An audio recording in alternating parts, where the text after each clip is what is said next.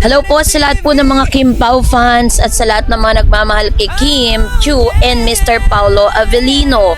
Dahil po meron pong isang kumakalat na balita na kung saan itong si Paolo Avellino ay tumanggi na tanggapin ang isang proyekto kung saan makakasama niyang kanyang ex-girlfriend na si Miss Janine Gutierrez. Ito po ay taliwas doon po sa balitang inilabas ni Mr.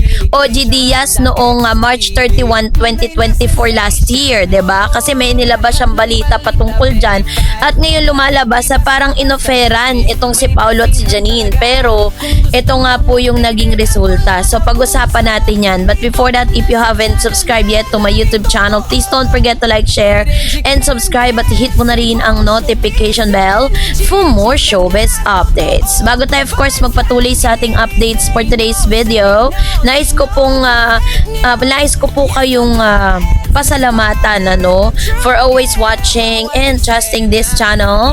Maraming salamat po sa inyong panonood at palagi ang pagsubaybay sa mga updates po natin. Maraming salamat po. At ngayong araw, let's talk about Miss Kim Chiu and Mr. Paolo Avellino dahil talaga namang sa ngayon po talagang nag-overwhelm ang lahat ng mga Kim Pao fans sa mga nagaganap ngayon kay Kim at kay Mr. Paolo Avellino kasi parang di tayo masyadong ready sa mga revelasyon na inilalabas ngayon ni Kim at ni Paolo, and it only shows kung gaano na po kalalim yung kanilang samahan, kung gaano na kalalim yung kanilang relationship after all the failed relationship na meron si Kim at si Mr. Paolo, pero alam nyo po, ang maganda lang kay Paolo, kahit po nagkaroon siya ng mga breakups dun sa mga dati niyang mga naging kasintahan, pero never po siyang nanira at hindi rin siya siniraan ng mga babaeng nakasama niya, which means talagang meron siguro silang hindi na pagkaunawaan, maaaring sa time constraint, diba? Pero hindi po siya tinawag na parang nagiwalay sila dahil cheater si Mr. Paolo. Maaaring meron pong ibang rason, at syempre alam naman natin na sa paghiwalay, it takes two to tango. Hindi laging isa lang ang may kasalanan, laging merong pagkukulang ang bawat isa, kaya po nagkakaroon ng breakups, diba? So ngayon, eto na, kasi meron pong mga balitang naglalabasan. Sabi po ng isang quote card na ito na alam nyo ba na bago naging Victor Salinlang ng lead role sa series na Dirty Linen, ay original munang inalok kay Paolo Avellino.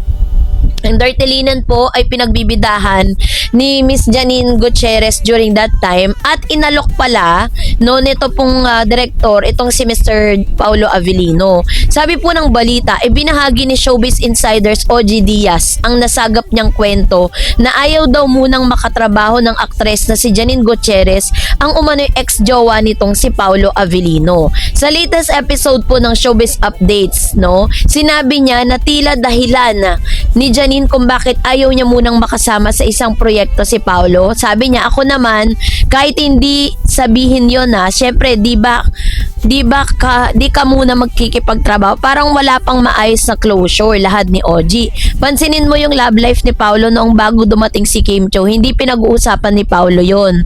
Lagi nananatiling pribado ang kanyang love life niya. Pero ito, tignan mo kay Kim Chiu. Parang game na game siyang makipagharutan. Game na game siyang makipag-joke. Parang nag-iba na yung landscape ni Paolo, sabi ni OG. So, sabi tuloy ng co-host niyang si Mama Loy, baka naman special talaga si Kim Chiu para kay Paolo. Sa isang bahagi ng naturang vlog, nagsalita rin si OG kaugnay sa real score ni Kim at Paolo dahil sa pang-uurirat sa kanya ng mga netizen. Matatandaan kasing nakitaan ng chemistry ang dalawa simula nung gumanap sila sa TV ng series na Linlang at nasundan pa nga ito ng isang pang proyekto sa ilalim ng View at ABS-CBN na ipinroduce ng Dreamscape Entertainment. Dahil dito, umugong tuloy ang bali-balitang hiwalay na raw sina Janine at Paolo during that time kahit wala pang opisyal na pahayag ang dalawa tungkol sa totoong estado ng kanilang relasyon. Pero inamin ni Janine sa isang panayam na may espesyal na ugnayan daw na namamagitan sa kanila ni Paolo. Sa katunayan daw ay nanligaw pa umano sa kanyang aktor. Isang buwan matapos may ulat ang tungkol sa kanilang hiwalayan, kasunod namang lumutang ang balitang nagbalikan umano ang dalawa. Ngunit sa isang episode ng Showbiz Doong Pev na pag-usapan sa vlog ni Oji na hiwalay na ulit sina Paulo at Janine. So yun yung pangyayari. So dahil po dito, parang ayaw muna. Parang nagkaroon sila ng split up ni Janine dati at nagkausap sila, nagbalikan, and then afterwards naghiwalay ulit. So hindi nag-work out yung kanilang season 2 na relationship. So dahil po dito is nakita po ng mga showbiz insiders na kakaiba si Paulo nung kasama niya na si Kim Chiu. Kaya naman sabi po ni Mama Loy during that time, sinabi niya na talagang special si Kim. Hindi parang special talaga si Kim. Para po si Paulo ay talagang parang all out siya sa pagpapakita. Naging showy siya, 'di ba? Kasi napaka-pribado niya, 'di ba? Alam naman natin na ganun talaga si Paulo.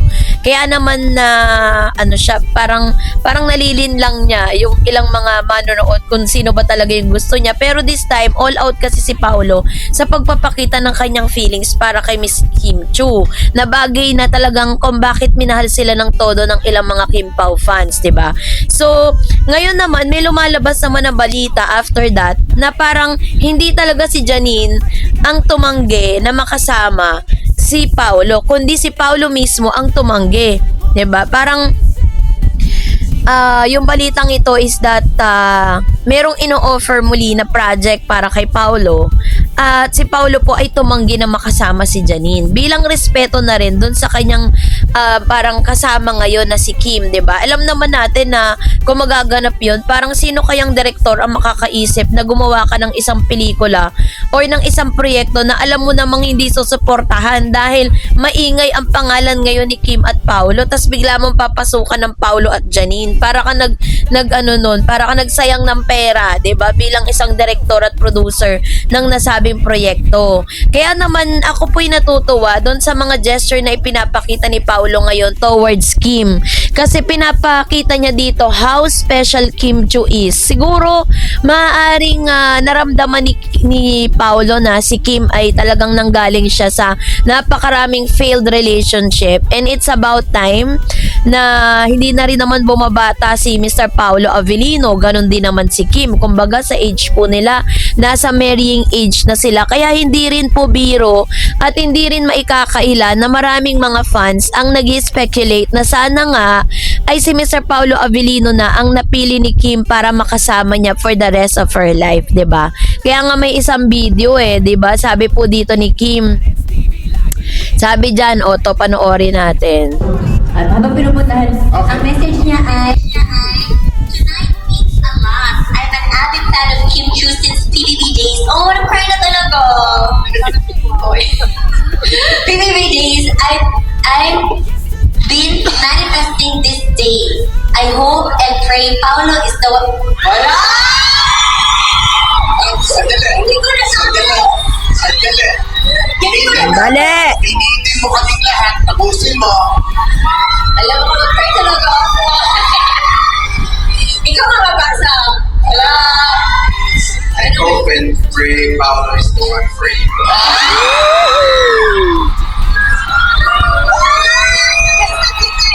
Amen namin sa langit. Nagdasal. Magdasal si Kim. Okay, ayan. Ikaw talaga, ate. Pinupina ko yan saan. Kasi manang tanta. Sino pangalan? Genie. Apelido niya ang Inabato. Sabi, Genie. I'm up to the Genie. Ang cute, 'di ba? Nakita niyo yung naging reaction ni Miss Kim nung sinabi yon na nagdasal siya bigla, 'di ba? So doon pa lang makikita natin talagang si Kim parang hindi mo na kailangan hulaan, hindi mo na kailangan pa ba i-memorize yun, 'di ba? Parang hindi naman tayo pinanganak kahapon para hindi natin maintindihan yung mga galawan nilang dalawa. Ay nako, kulang na lang talaga pag-amin sa publiko. Let's wait and see, 'di ba? Kasi Diyos ko sino ba mang di kikiligin sa dalawang yan? So kayo po, anong niyong saloobin patungkol dito? Mag-comment kayo sa comment section. And that's it for today. For more videos and updates, please don't forget to like and subscribe, and please don't forget to follow my Facebook page, Dareds TV and Dareds channel. God bless everyone!